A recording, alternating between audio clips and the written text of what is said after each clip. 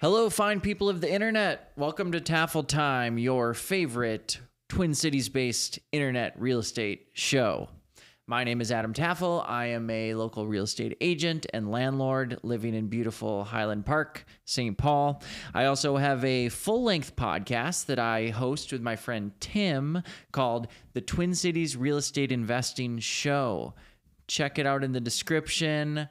I'd love a like and a follow if you don't mind. All right, let's go to the show. Today's episode, we're going to be talking about a guy making all sorts of commotion in the comment sections this week. We're talking Omar Fateh. Omar, if I'm not saying your name right, I'm really sorry. I've been reading about most of this, not listening. Omar Fateh.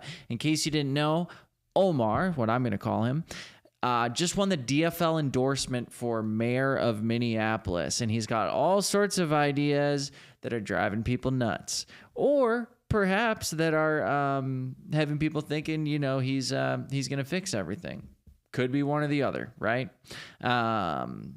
He's running on a platform similar to the New York City guy, Zoran Mandani. So this guy's advocating for rent freezes, rent control, higher taxes on the wealthy, increased public housing. The list goes on. We are here to talk about how his potential policies will affect real estate in the Twin Cities. So here we go. Now, on the national level, you could tax the living shit out of billionaires. How many of them are going to move to the Cayman Islands or Mexico, right? Probably not a whole lot. What we're going to call a local option income tax to the highest earners of Minneapolis, who are already paying it out their nose in property taxes with the recent levies. They're going to leave, y'all. They are going to leave. And the reason why I know this is because I talk to these people on a regular basis. They've already got one foot out the door. I bet 50% of the top 5% tax base in Minneapolis is already considering leaving. I'm not saying that they should be considering it. I'm a city guy. I live in St. Paul. I do not plan on moving to the burbs. There are tons of neighborhoods in Minneapolis where I would happily move to. So I'm not one of those guys that hates on Minneapolis, but I talk to the wealthy people in Minneapolis for my job often. They're thinking about it. Fateh, Omar, I'm going to start calling him Omar. I'm going to mess up that last name. He wants to reduce the tax burden of working families. Dude, you're running for mayor in a state where the top 20% of earners basically pay all the taxes. I'm guessing just about every state is like that. If you have common sense and a calculator and you can look at demographics and then you can look at a progressive tax bracket, that's how taxes work, man. So I don't know if I feel like there's this misconception in general that the middle class is paying all these taxes. You're not. You're just not. And even if you agree with the ethics, which I'm guessing a lot of my listeners do, I don't mean to make this a political show. It's just sometimes we have these huge current events where we can't ignore the politics, and then I'm going to make my perspective clear. But anyways, if you are hyper progressive and ethically you're really okay with taxing the rich, especially on a national or a state level, you're calling for these policies in your city. They can go to Edina and they'll live somewhere safer, nicer, better schools, all of the convenience and none of the bullshit. Secondly, this guy wants a rent freeze. Forget control. We passed control a few miles down. We're going to freeze the rents. In the words of Jacob Fry, who honestly, people love hating on Jacob Fry in landlord circles. He has been very, very, very supportive of the landlords. And I mean, it probably didn't hurt with all the lobbying against rent control in Minneapolis. Remember, both municipalities passed rent control. St. Paul passed it, Minneapolis passed it. Now in St. Paul, multifamily housing is down 88% from where it was pre-rent control. I've talked about this before, but I put a unit on the rental market, and I just happened 3 days ago. People come see the unit. They're like, yeah, man, these units are going so fast. It's like you got to commit. You got to apply before you even see the place. I'm sure this isn't across the board. I'm sure you could find someone who's got some crappy unit that's overpriced, who's not getting a tenant. But the rental market in St. Paul is freaking tight, and it's helping the wealthy. It's helping the landlords. And so anyways, in Minneapolis, they shut it down. Mayor Jacob Fry shut it down. But now, and I'm not going to get into why rent control doesn't work. You can Google it. You can ask your professor. You can read an economics book. There is no argument to suggest. I'm sure you could find some fringe study that was at some state level that shows that rent control benefited poor people somehow. But what does Harvard think? Okay, what does Stanford think? I'm not going to spend any time trying to convince you that rent control is bad when you can just listen to someone who's a lot smarter than me explain it to you on the internet. But anyways, Omar wants to freeze the rent, baby. He's going to freeze it. As if things aren't going bad enough in St. Paul, let's turn it up a notch. How about just no more rent increases? Why not freeze the costs of homes? These homes are going up every year. People can't afford to buy a home. Why don't we just cap it? You know, why stop at rent? The difference, and I'm being a little silly when I say that, they're not actually going to do that, is that so many of the constituents in Minneapolis, all of their generational family wealth is in their home. And so if you did something as crazy as we're going to cap how much you can sell your home for, there'd be riots in the streets. You'd be beheaded. But landlords, now there's no public data on this, but I bet that 5%, maybe less, of Minnesotans own a rental property.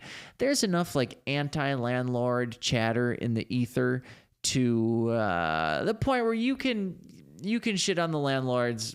It'll be fine. If they don't vote for you, it'll be fine. And that's why this rent freeze thing has traction. The reality is, even if you don't give a crap about landlords, which why should you, right?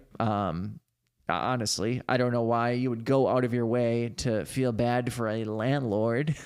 It's kind of silly, right? Unless you are one.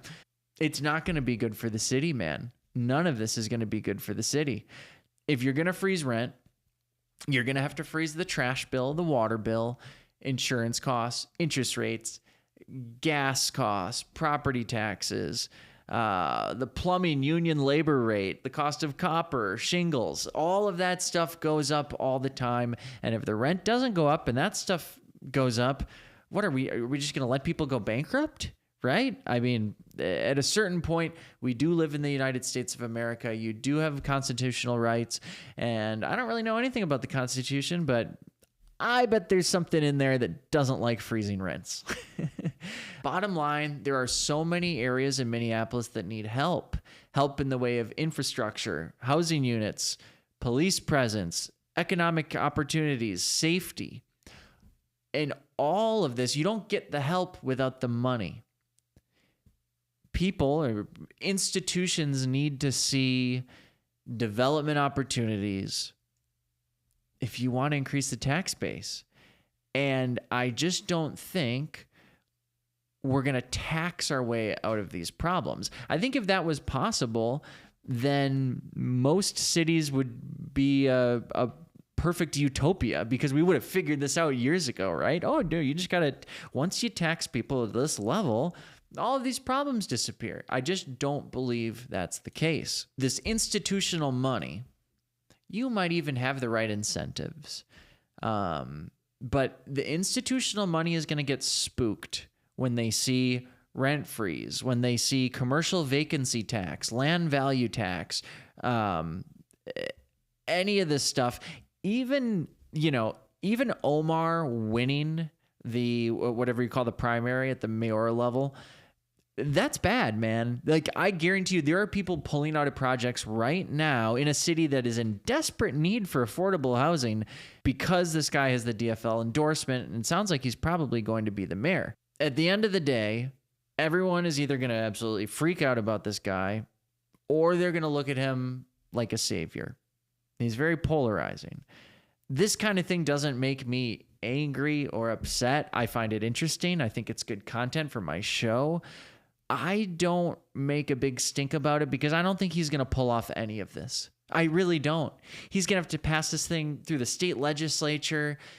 I don't have like a fantastic understanding of Minnesota politics, but I just don't think it's going to happen, man. I don't think you're going to do the tax. I don't think you're going to freeze rent. I think that is crazy. You know, there was one like political talking head guy I was listening to who I normally do not really like, but he said something. He's like, winning the far left vote in American cities has become kind of like running for city council in like 5th grade, where like you could be running and you can have like all of these realistic policies and a plan of action and blah, blah, blah. And then little Jimmy Johnson's going to come around putting up his campaign signs, and Jimmy's saying there's going to be 4 recesses a day and no school on Fridays and double dessert on Wednesdays and no more math. And that's how people are winning. Renters, they're feeling the burden of rising housing costs, and that is a real problem that needs a real solution. And they are fed up, you know, with wage inequality and wealth inequality. And they're looking to someone like this to solve the problem. And I just don't think we have any evidence in our country of a guy like this solving the problem. Hopefully next episode will be more positive. Now we broke everything down as far as why it won't work. Next episode, we're going to talk about what I would do to create more affordable housing in the Twin Cities. Thank you for tuning in. This has been an episode of Tafeltime. Thanks for watching.